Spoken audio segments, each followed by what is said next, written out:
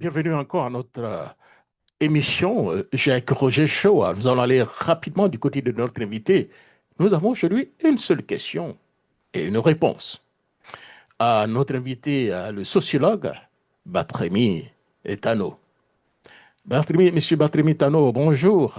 Ces derniers temps, on entend certains discours, disons, populaires, des phrases donc des types on va installer Gbagbo, Petit Mossi, rentre chez toi.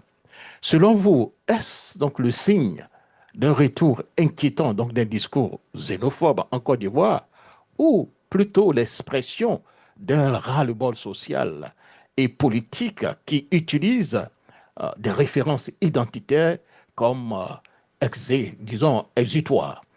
Comment analysez-vous donc cette évolution donc, du langage politique et populaire à la veille de la présidentielle? Bonsoir Roger, bonsoir chers téléspectateurs, bonsoir chers auditeurs. Je suis très heureux de vous retrouver encore cet après-midi. La question du jour est de savoir si l'Ivoirien est redevenu xénophobe après, ou du moins au regard de cette chanson entonnée le 9 août 2025 lors de la marche de l'opposition à Yopougon. Et cette chanson disait: on va installer Gbagbo, Petit Moussi, rentre chez toi. Donc au regard donc, de cette chanson, est-ce que l'Ivoirien est redevenu xénophobe? Il y a deux choses à préciser. D'abord, le thème ou le concept de les Ivoiriens est trop vaste, trop vague. J'imagine que c'est cette catégorie d'Ivoiriens qui revendique le droit du sol, cette catégorie d'Ivoiriens qui est localement localisée dans un village dans lequel ses parents, ses grands-parents, ses ancêtres ont été enterrés. J'imagine aussi que c'est cette catégorie d'Ivoiriens qui milite au sein de l'opposition. D'abord, cantonnons-nous à cette catégorie avant de généraliser les choses. Alors, la deuxième chose, la xénophobie n'est pas propre à l'Ivoirien. C'est propre à toute société, à tout être humain. C'est un instrument, je l'avais déjà dit dans une intervention précédente, c'est un instrument au service de l'homme.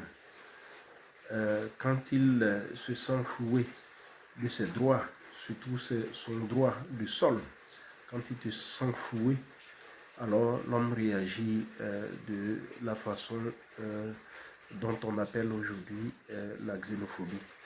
On a vu que l'une des plus grandes guerres, si ce n'est les deux guerres mondiales, ont été sont nées presque de l'expression de la xénophobie. Alors, c'est dit que ce n'est pas propre à l'homme, mais c'est pratiquement presque un instrument, même si ça a une connotation négative chez les juristes, mais c'est un instrument au service des sociétés. Donc, un instrument qu'on peut interpréter scientifiquement sans tomber dans la négativité. Alors, l'Ivoirien, comme vous le dites, ou cette catégorie d'Ivoiriens, cette catégorie d'individus qui appelons cette catégorie cet Ivoirien de souche, c'est de lui qu'il s'agit, militant dans l'opposition, c'est de lui qu'il s'agit, n'est pas devenu xénophobe. Soyons brefs. Alors, un être humain, il est à la fois apaisant et à la fois un être de crise. Quand il est apaisant, il est dans un rapport presque normal. Et quand il est en situation de crise, il fait appel à un autre être, à une autre force qui va lui permettre de résister à cette crise. L'Ivoirien a vécu toujours en harmonie avec ses voisins. L'Ivoirien donc aime ses voisins. Et si nous allons sur cette affection qui qualifie le rapport de cette catégorie d'individus appelés Ivoiriens de souche, qui qualifie donc leur rapport avec ceux qui nous entourent,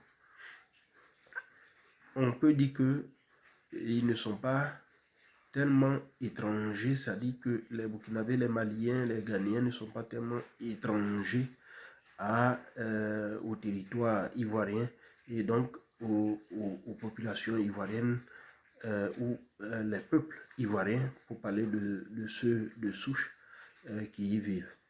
Alors, si nous sommes en temps de crise, que vous sollicitez le côté ou la force de l'individu qui est en face de vous, qui milite dans votre parti, vous sollicitez sa force pour faire face à une crise, il est obligé de se défaire de cette affection dans son rapport avec l'autre qui fait la crise. Et si l'autre est celui qui vient d'ailleurs, celui qui vient du voisinage, si c'est ce cas, alors il est obligé de faire sortir cette force-là de lui-même pour faire face à la crise, en rompant naturellement avec l'affection qu'il a pour lui. Tout comme un boxeur, avant de rentrer sur le ring, il s'auto-flagelle pour se donner du courage. C'est comme ça que cette catégorie d'Ivoiriens aussi, appelés Ivoiriens de souche, avant de rentrer en crise avec une communauté, avec un individu, avec un système, se donnent aussi du courage. Et c'est ce que nous avons vu lors de cette marche du 9 août à Yopougon.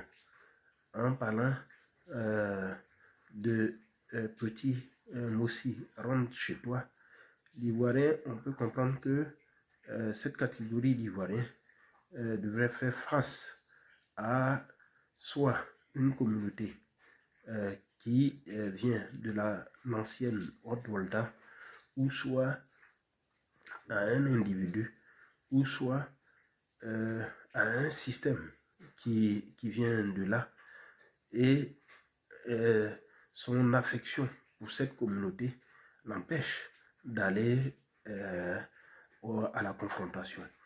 Donc, cette catégorie de militants, pour se donner du courage, pour affronter la crise qui se présente à elle, alors s'auto-flagelle.